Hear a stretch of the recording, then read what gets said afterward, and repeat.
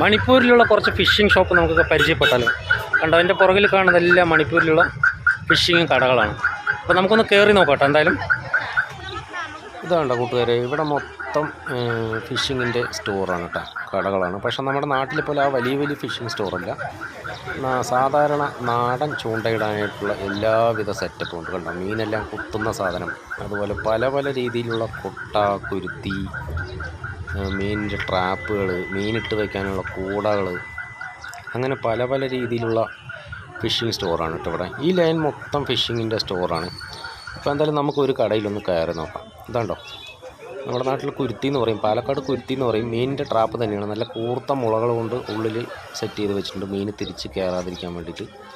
പക്ഷേ നമുക്കിത് ഫ്ലൈറ്റിൽ കൊണ്ടുപോകാൻ പറ്റുകയാണെങ്കിൽ നമ്മൾ കൊണ്ടുപോയിരിക്കും. പക്ഷേ സാധനം കുറച്ച് വലിപ്പമുള്ളത് കൊണ്ട് നമുക്ക് കൊണ്ടുപോകാൻ എങ്ങനെയാണെന്ന് വെച്ചിട്ടാണ്. ഇപ്പോൾ എന്തായാലും കാണാൻ നല്ല സ്റ്റൈലായിട്ടുണ്ട്, വളരെ അടിപൊളിയായിട്ട് തന്നെയാണ് ഇവർ അതിനെ നെയ്തെടുത്തിട്ടുള്ളത് കേട്ടോ.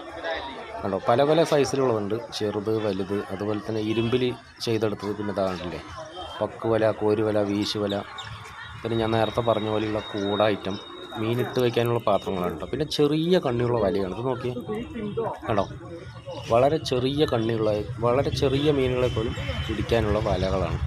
അപ്പോൾ ഈ കടകളിൽ ഇരിക്കാനൊന്നും സ്ഥലമില്ല കേട്ടോ, പുറത്ത് തന്നെ ഒരാൾ ഇരുന്നിട്ടാണ് അവർ സെയിൽ ചെയ്യുന്നത്. കടയ്ക്കകത്ത് കയറാനൊന്നും സ്ഥലമില്ല. ഒരുപാട് ആളുകൾ മീനും മീനിൻ്റെ തീറ്റകളും എല്ലാം വാങ്ങിക്കുന്നുണ്ട്. എന്തായാലും നമുക്കൊന്ന് കയറി നോക്കാം. ഇതാണോ, പലതരത്തിലുള്ള കുക്കുകൾ ഇവിടെ ഒരു പാത്രത്തിനകത്താണ് ഇട്ട് വെച്ചിരിക്കുന്നത്. പലതാണ്, ഓരോ കമ്പനിയുടെ ലൂക്കാന, മസ്റ്റാർഡ്, അതുപോലെ ചിനു, അങ്ങനെയുള്ള പലതരത്തിലുള്ള ഹുക്കുകളെല്ലാം ഇവിടെ ഉണ്ട്. പക്ഷേ അതെല്ലാം എന്താ പറയുക, ഒരു പാത്രത്തിനകത്ത് ഇട്ടിട്ടാണ് ഇവർ സെയിൽ ചെയ്യുന്നത്. പിന്നെ ഇത് കണ്ടില്ലേ, മീനിൻ്റെ തീറ്റകളാണ് കേട്ടോ, അത് വെറൈറ്റിയുള്ള. പിന്നെ ഇത് ലൂക്കാനയുടെ ലൂറുകൾ മൊത്തം ഒരു കവറിലിട്ട്, ഞാനൊരു അൾട്രാലൈറ്റ് ലൂറ് വേണമെന്ന് പറഞ്ഞപ്പോൾ അവർ നമുക്ക് ഈ കവറാണ് എടുത്ത് തന്നിട്ടുള്ളത്. എന്താണെന്ന് വെച്ച് കഴിഞ്ഞാൽ ഈ കടയിലൊക്കെ വെള്ളം കയറിയതാണ്. വെള്ളം കയറിയിട്ട് അവരെല്ലാം കൂടി ഒരു കവറിലിട്ട് കെട്ടി എടുത്ത് വെച്ചിരിക്കണം. എന്തായാലും നമ്മളൊരു 250 രൂപ കൊടുത്തിട്ട് ലൂക്കാനയുടെ ഒരു ലൂറ് എടുത്തിട്ടുണ്ട്. ഏതെടുത്താലും 250 രൂപയാണെന്ന് പറഞ്ഞത്. അപ്പോൾ നമ്മളൊന്ന് എടുത്തിട്ടുണ്ട് കേട്ടോ. ഇതാണ്ടോ, ഇപ്പോൾ ഏതാ സെലക്ട് ചെയ്യുന്ന അറിയില്ല. എല്ലാത്തിലും കുറച്ച് മണ്ണും ചളിയെല്ലാം പറ്റി കിടക്കുന്നുണ്ട്. ഇതിൻ്റെ കവറെല്ലാം എടുത്ത് കളഞ്ഞാണെന്ന് തോന്നുന്നു.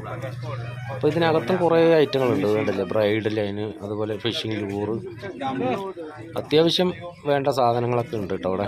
പിന്നെ മീനിൻ്റെ തീറ്റകൾ. അപ്പോൾ നമ്മൾ ഒരു നാനോ ലൈനും അതുപോലെ 2 ചെറിയ അൾട്രാലൈറ്റ് ലൂറും ഒരു ഒന്നും എടുത്തിട്ടുണ്ട്. പിന്നെ ഇത് നമ്മുടെ ഒക്ടോപ്പസ് ഹുക്കാണ്, അതൊരു 3-4 എടുത്തിട്ടുണ്ട്. പിന്നെ ഇതാണ്ടല്ലേ, പ്രോ 100ൻ്റെ ഒരു ബ്രൈഡ് ലൈൻ. അങ്ങനെ ഇത്രയും ഐറ്റം നമ്മളെന്തായാലും ഈ കടയിൽ നിന്ന് വാങ്ങിയിട്ടുണ്ട്. എന്തായാലും ഇത് 250 രൂപ എന്ന് പറയുമ്പോൾ ലാഭം തന്നെയാണ്.